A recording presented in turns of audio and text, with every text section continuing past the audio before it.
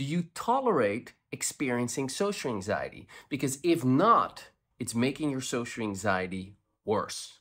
So I recently had this conversation with a client of mine who is getting very close to no longer having social anxiety, but his perfectionism made it so that he wanted to be completely 100% free of it.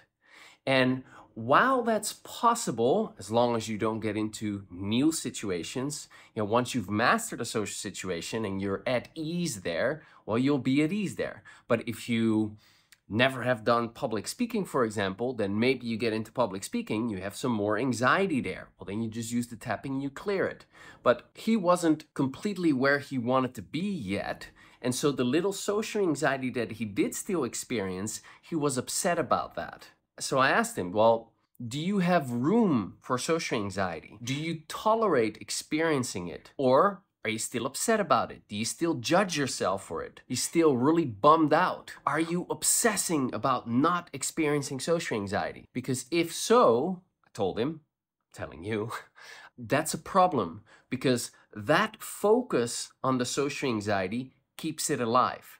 Now, what happens for a lot of people is they experience social anxiety as a big problem in their life. They start to build up resentment towards it, frustration about it, worry about it, fear that it will never go away, and their brain starts to link social anxiety symptoms like your heart racing, lump in your throat, jitteriness, and other kinds of social anxiety symptoms as a threat as well. So now you notice that, I don't know, maybe you walk up the stairs and your heart starts to race a little bit faster and you're like, shit, am I getting anxious?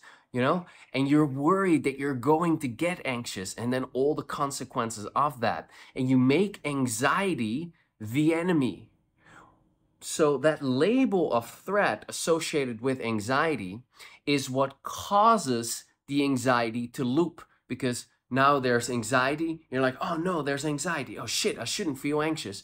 Oh my God, this means that I'm a loser. This means that I'm pathetic. Nobody can see this. Oh my God, I'm ashamed of this. I'm embarrassed about this. This is so annoying. Why does this keep happening to me? And all of these feelings and all of these judgments about the anxiety is what perpetuates it. It makes it so that you cannot overcome it. However, what you want to get to is you want to be able to tolerate social anxiety. And that means that you need to become okay with it. Before you stop, before you run, let me tell you, that does not mean that you give up working on it. That does not mean that you throw in the towel and you say, okay, fine, I'll have social anxiety for the rest of my life. It doesn't mean that at all.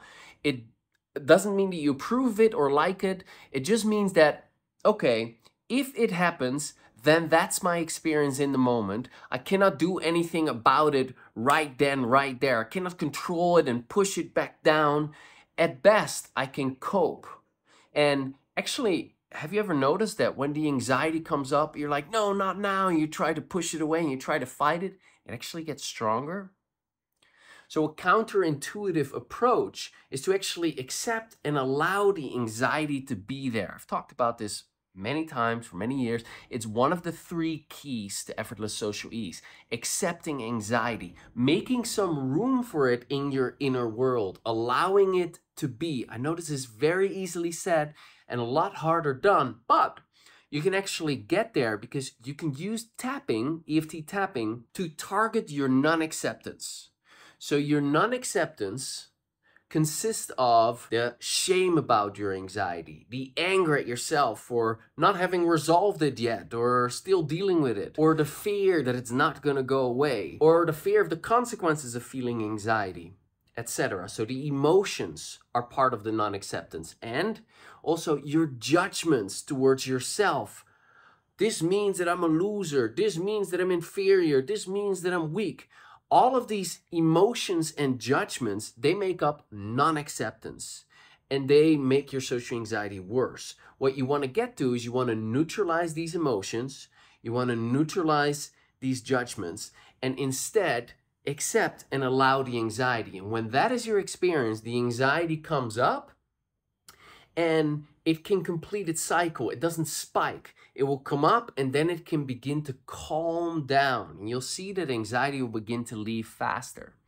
Not only that, when you have this attitude of acceptance towards anxiety, you can actually create lasting change. So you actually need to accept it before it can leave completely.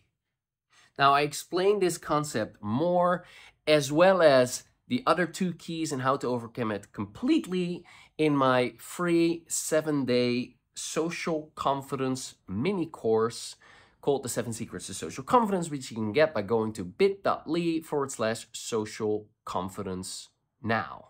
That's bit.ly/social confidence now. Go check it out, or check out one of these testimonials of people that overcame their social anxiety.